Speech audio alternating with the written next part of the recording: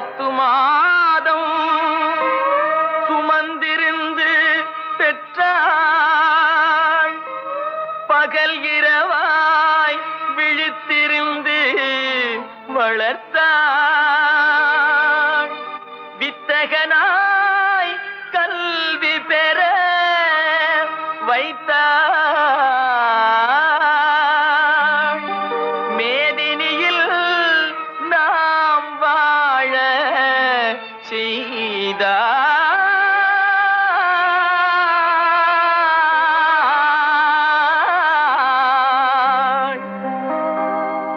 அன்னையை போ